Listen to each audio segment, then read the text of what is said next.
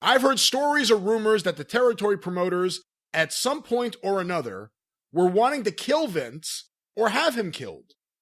Do you have any insight over how serious this was, or if any actual plotting or planning took place to that end? It wasn't all of them. Not everybody. There were several. I was not at the NWA meeting also when this all was brought up, but I've heard the story about it, and I believe it wholeheartedly. There was probably 2 or 3 of the more dedicated veteran promoters that thought, well, let's have this fucking guy whacked. And I don't know. It was probably equal parts he's running our territory and equal parts he's exposed to business on national television. And they thought it'd be better to get him out of the way, but cooler heads prevailed. I don't think it actually got to unless somebody was making some phone calls they weren't telling everybody else about. I don't think it actually got into well, let's see if we can find the guy to do this stage, but it was definitely discussed. Right. Why wouldn't it be? Well, let me make this a little harder for you. If you're going to picture who was there in, let's say, the 1984 NWA convention, and you have to narrow it down, I don't think it was Don Owen saying, hey, let's put a hit on Vince. Who would you have to guess? If you had to guess, who would you think was the promoter or the promoters that did actually bring this up or even potentially consider it? Well, let's say Ole.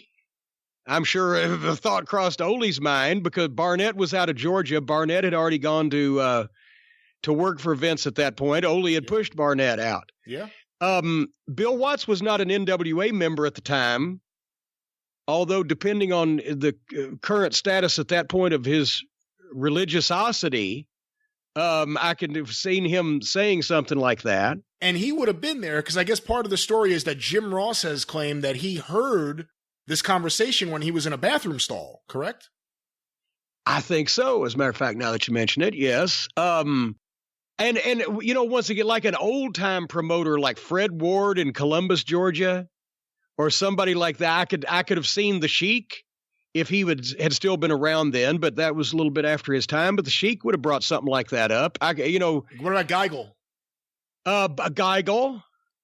Yeah, because he's not only an old time shooter, but an old time promoter. I don't know that I didn't know Bob Geigel well, but I can believe that would have taken place. Of course, Dick the Bruiser was not involved anymore, but said something you would think, because Bruiser, of course, there's 2 stories to this. Bruiser and Snyder were planning on running opposition to Barnett in Indiana in 1964 anyway, and they had already started and run a show or 2 of their own when Barnett got the deal in Australia, realized that he had some heat from the University of Kentucky football team fiasco in Lexington, and decided that he was going to go leave the country, and he tried to sell Michigan to Sheik and Indiana to Bruiser and Snyder, and the story goes that Sheik paid him everything he promised him, and he never got a penny from Bruiser and Snyder once he left the country. But Rip Rogers, who grew up in Indiana and worked there for quite a while, swears that one of the ways that Bruiser got free and clear title to being the guy to run wrestling in the state of Indiana was by holding another motherfucker out of a office window about 3 stories up by his ankles. So there's that. And once again, everybody believes. I actually just came across on the internet the newspaper clipping from the famous incident in Cincinnati at the Cincinnati Gardens when Bruiser got sued because he threw a wheelchair at somebody. It's the best story ever. And the problem was there was a woman in the wheelchair at the time. But in his defense, he claims that he only shoved the wheelchair with the woman in it at the fucking guy. He didn't actually pick it up and throw it through the air. So there's no video, unfortunately, of this incident. So, I mean, Roy Shire would have been one of those guys had he still been around in 84. Jim Crockett wouldn't say, let's kill him. Fritz von Erich. Well, I don't know if he would have said let's, because he was a Christian, and also, Vince liked his sons, but, but it's not like that this would have not been brought up. If it had happened in 84, What about Eddie Graham?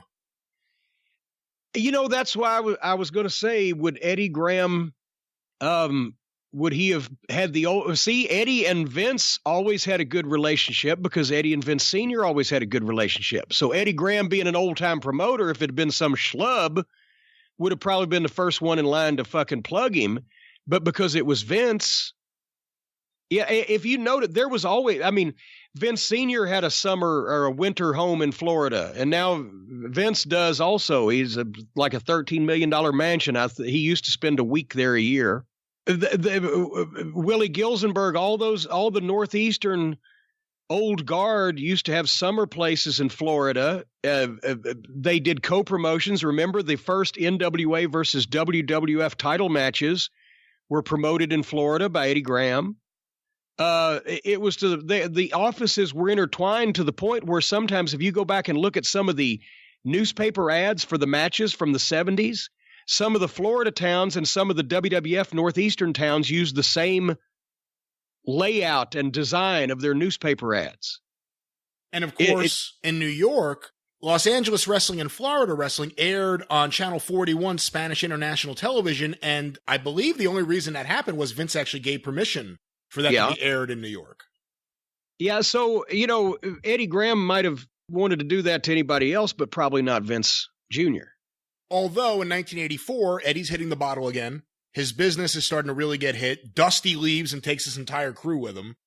If there was ever a time where Eddie may have been a little different-minded about the whole thing, it may have been 1984. Well, and there you go. And that would have been the last NWA meeting he would have been a part of.